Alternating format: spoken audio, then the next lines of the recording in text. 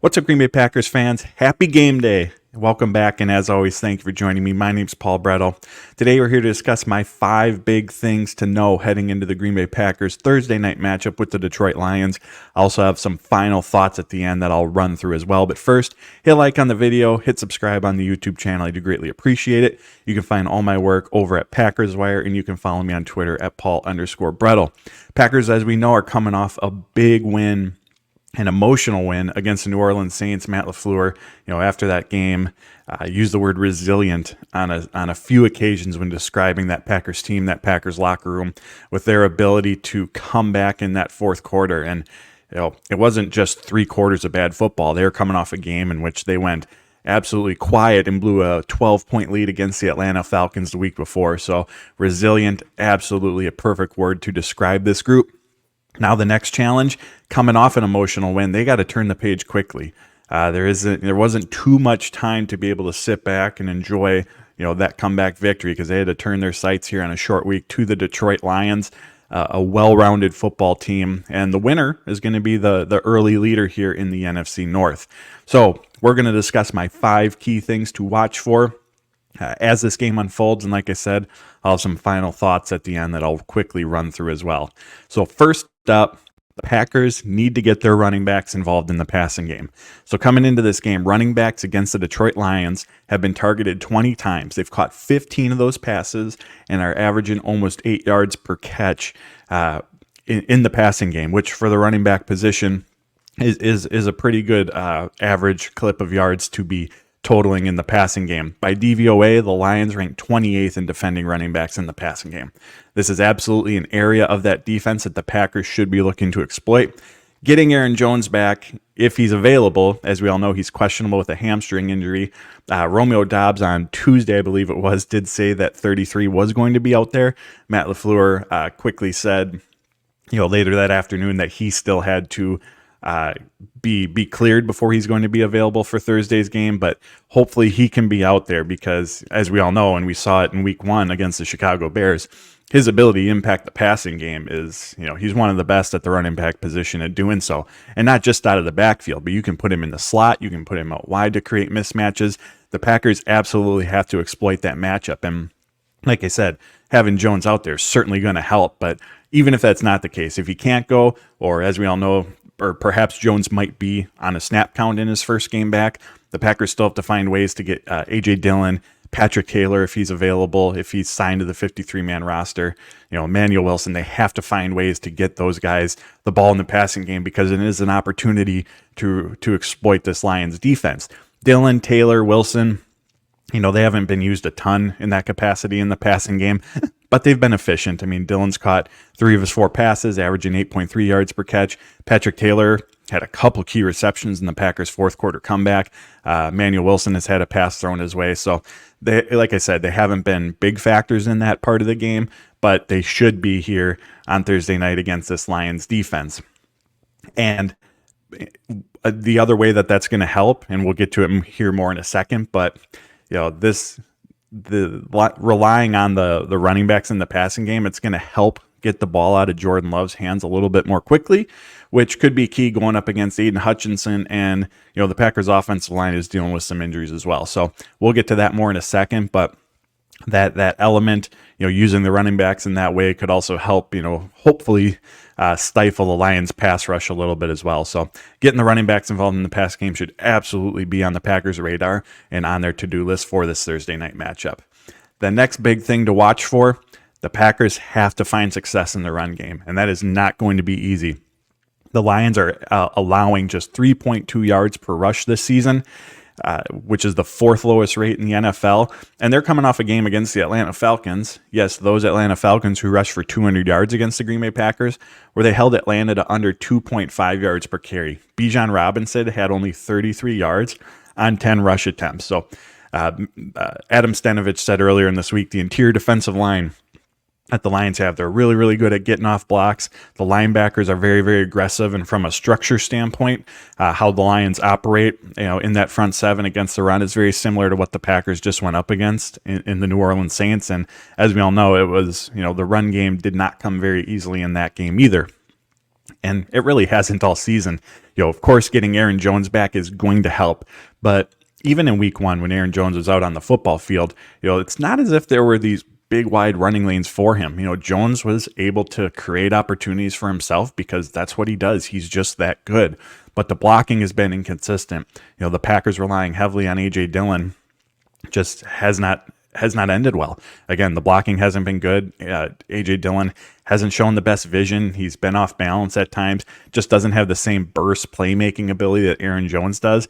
And again, of course, all of those factors together, Matt LaFleur has been very adamant that it's not just the running back, it's not just the offensive line, it's all 11 guys have to be better. They all have to be on the same page.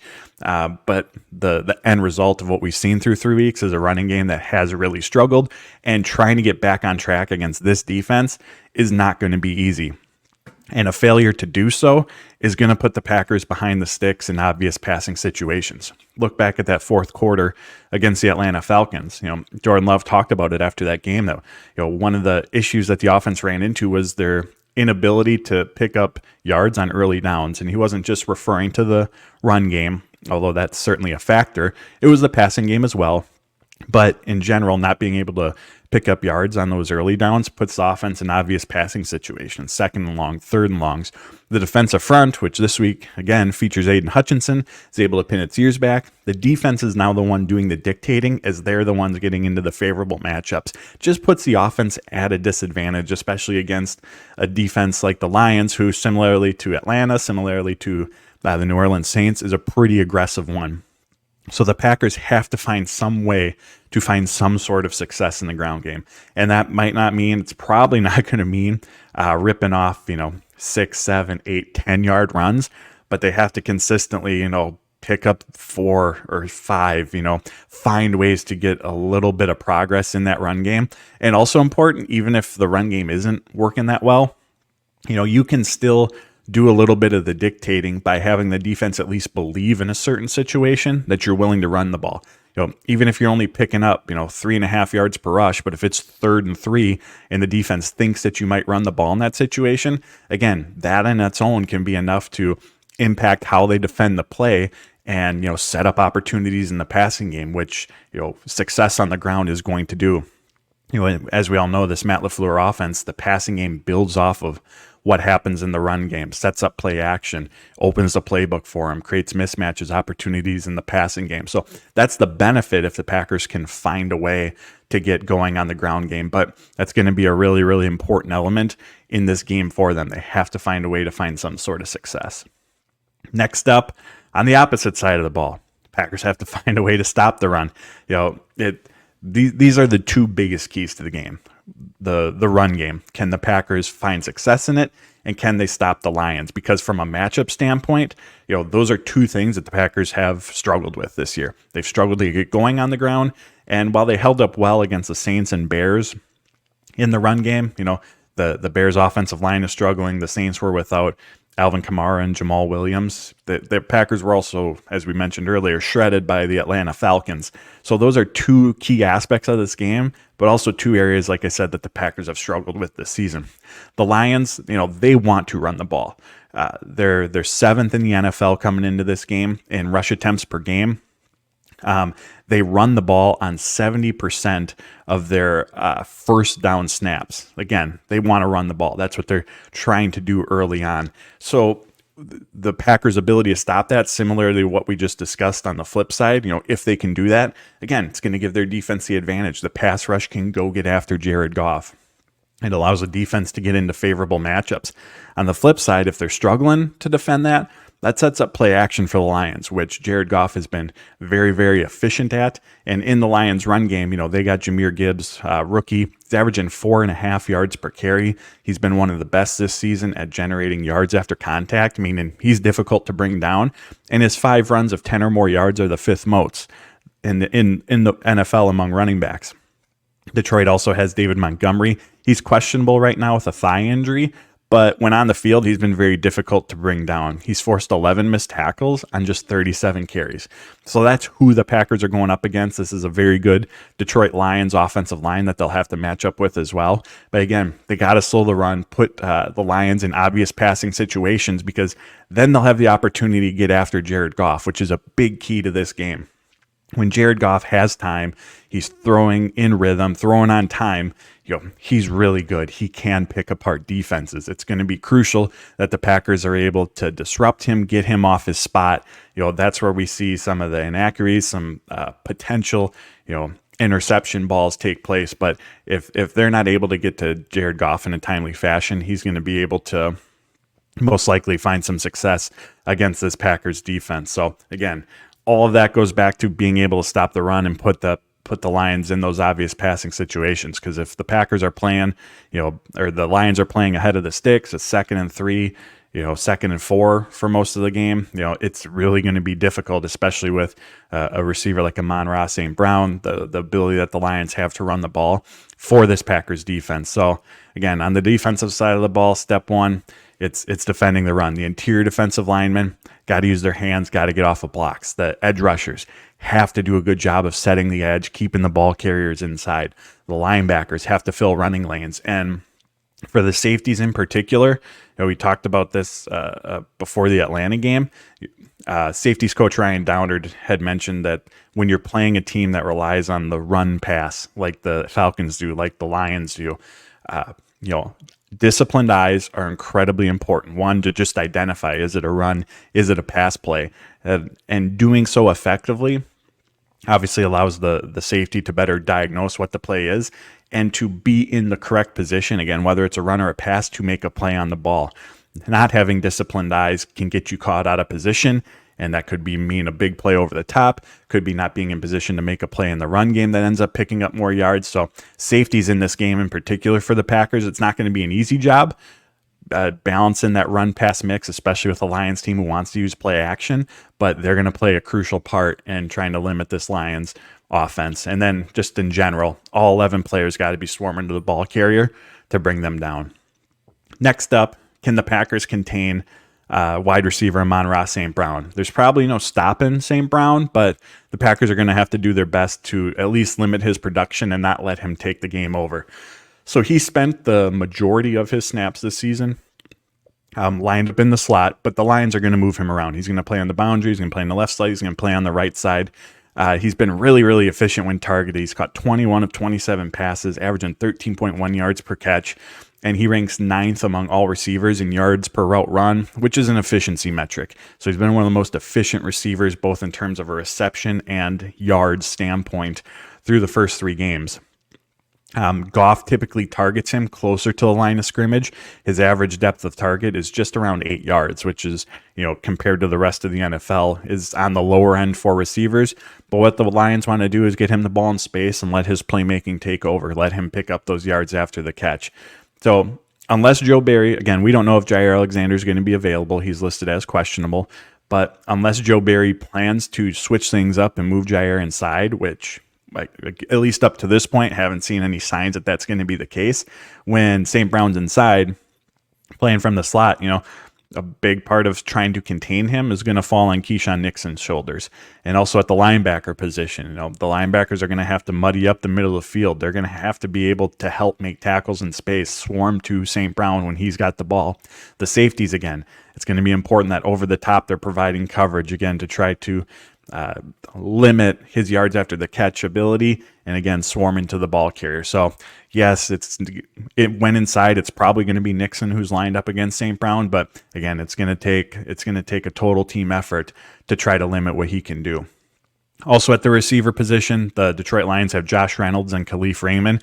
Those are two pass catchers who have been able to generate some big plays. They've been a little up and down this season.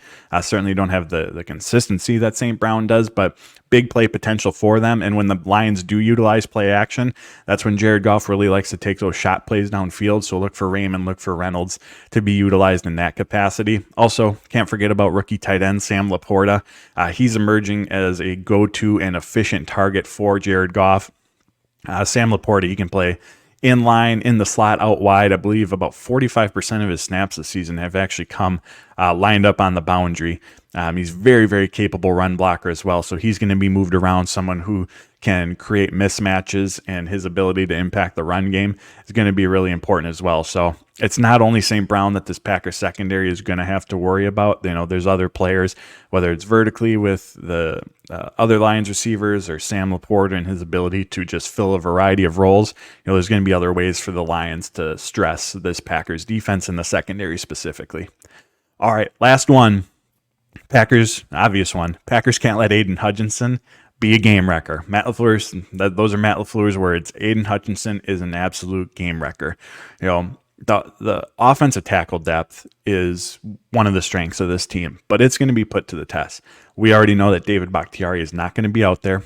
Zach Tom is questionable. So there's the potential, if Tom can't go, that the Packers offensive tackles are going to be Rasheed Walker and Yosh Nijman. And Caleb Jones, who for the first 2 weeks of the season was a healthy scratch, all of a sudden might be the Packers swing tackle coming off the bench. Again, just because they're dealing with so many injuries. And Rasheed Walker has held up very well at the left tackle position. I wrote about that earlier this week over at Packers Wire. But again, he and this offensive line as a whole this season, they have not faced an Aidan Hutchinson level pass rusher. Yosh Nijman, he didn't have the best preseason, and of course you got to give credit to Rasheed Walker for taking advantage of the situation and playing well over the summer.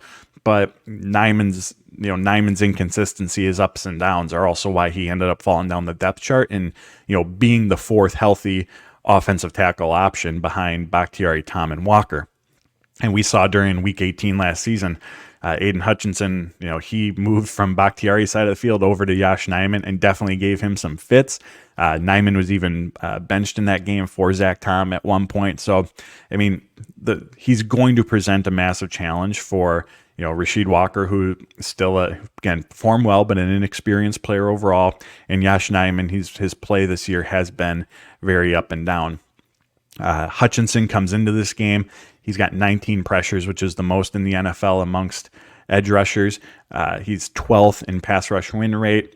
And Adam Stenavich talked about this. We're not just seeing Hutchinson line up, at the traditional edge rusher role. He's playing inside as well. So there might be some, obvious passing down situations for the Packers, second and long, third and longs, where we see Hutchinson as a stand-up pass rusher inside, perhaps going up against a Josh Myers or a Royce Newman. Again, he's going to be really difficult to defend. And he's only one player, but he is one player who absolutely has the ability to just wreck a game for an offense. We saw that similarly on Sunday in what Rashawn Gary can do.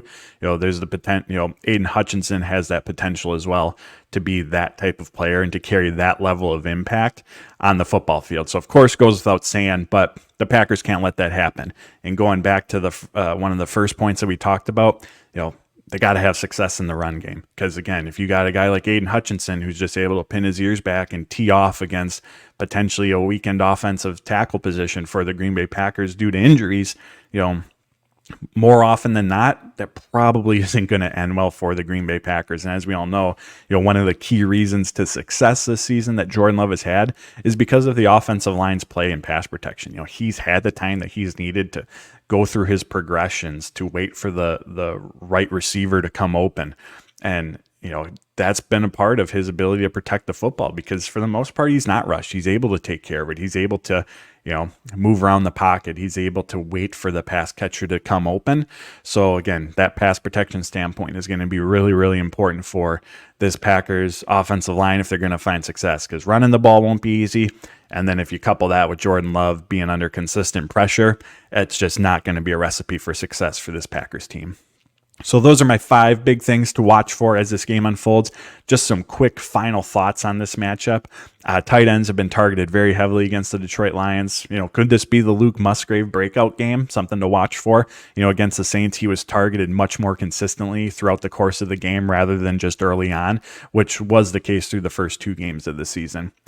The practice squad elevations are going to tell us a lot about the state of the cornerback position. Both Jair Alexander and Carrington Valentine are questionable. If neither can go, that leaves the Packers with only 2 healthy cornerbacks on the 53-man roster, which means Corey Ballantyne and Keandre Thomas are going to have to be elevated. Teams only get 2 practice squad elevations each week. Ballantyne and Keandre Thomas, again, if Jair and Valentine cannot play, those 2 are both going to be elevated. So that's going to tell us a lot about the cornerback position. If only one of those guys are, then obviously one of Alexander and Valentine are going to be available. So keep your eyes on that from an elevation standpoint. If Jones can't go, the Packers, they're going to have to sign Patrick Taylor to the 53-man roster. He's out of practice squad elevations. Each player gets 3 of those. After that, if a team wants a player available on the 53-man roster, they have to sign them to that. And then, of course, since the roster's full, that means a cut or an injury designation would have to take place. Even if that's not the case this week, I expect Patrick Taylor to be added to the 53-man roster at some point this season. He's been very valuable on special teams. He's held up very well in pass protection and as a blocker when called upon on the offensive side of the ball. And look at the fourth quarter on Sunday. There were some key downs, key plays, inside the 5-yard line in the passing game where Patrick Taylor was on the field. And I think that says a lot about the trust that this coaching staff has in him.